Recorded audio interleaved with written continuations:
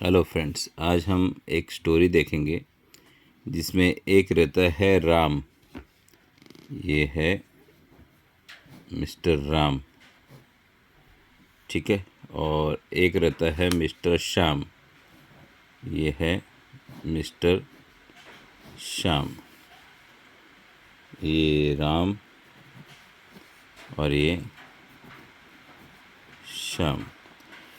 अभी ये जो रहते हैं दोनों बिजनेसमैन रहते हैं और दोनों सैलरीड रहते हैं।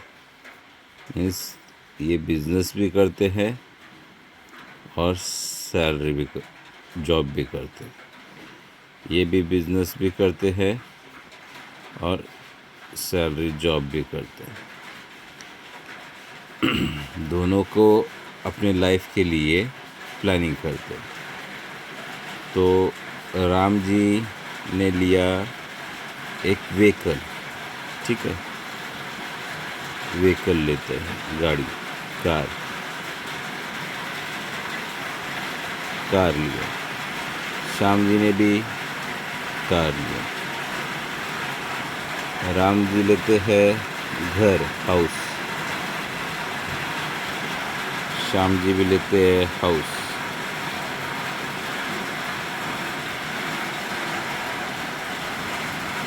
दोनों ने घर ले लिया। राम जी ने लिया वापस से life insurance, LIC policy. Shyam ji ने भी लिया LIC policy.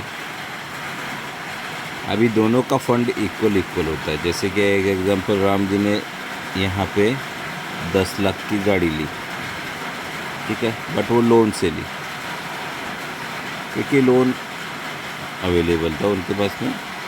Same Shyam ji ने भी 10 लाख की गाड़ी ली, वो भी लोन से ली।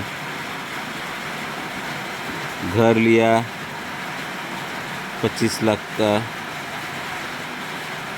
छोटा सा घर लिया, वो भी लोन से लिया।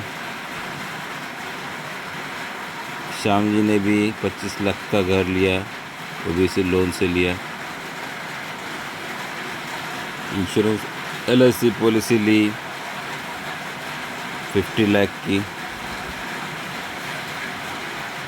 उसका EMI आया उनके लिए, समझिए 50,000 रुपये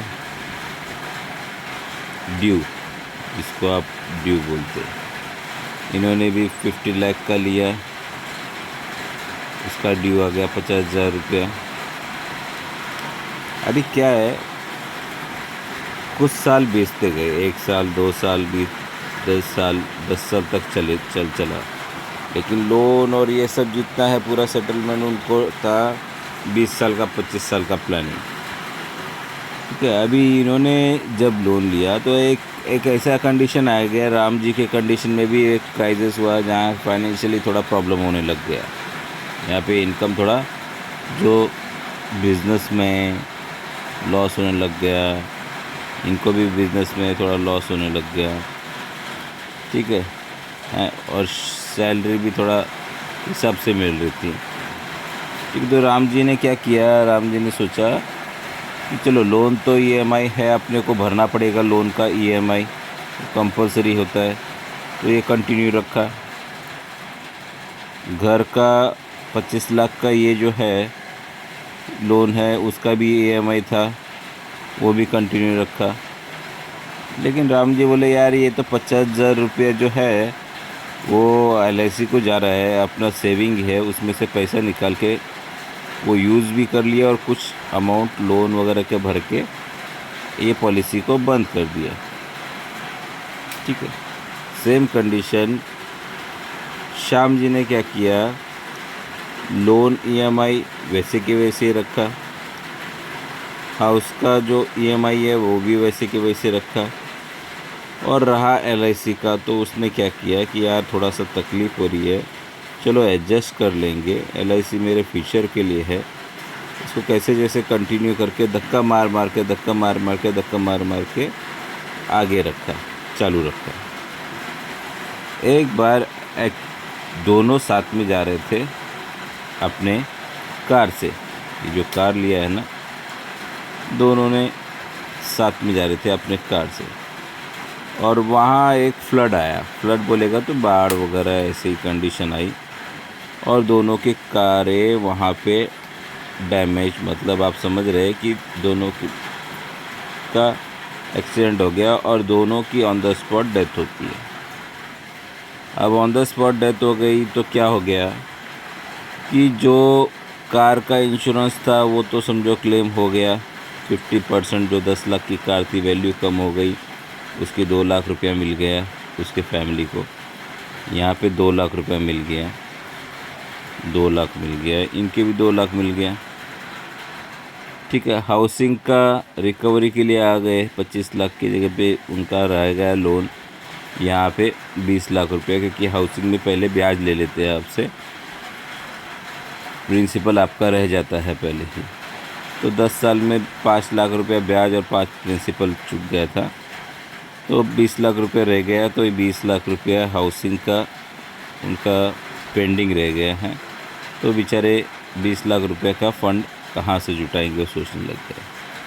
अभी यही श्याम जी का भी सेम कंडीशन है, 20 लाख रुपये कहाँ से जुटाएंगे वो सोचने लग गए। लेकिन LIC पॉलिसी राम जी के पास में नहीं थी, तो यहाँ पे उनकी फैमिली का कंडीशन वो बाद में बताऊँगा।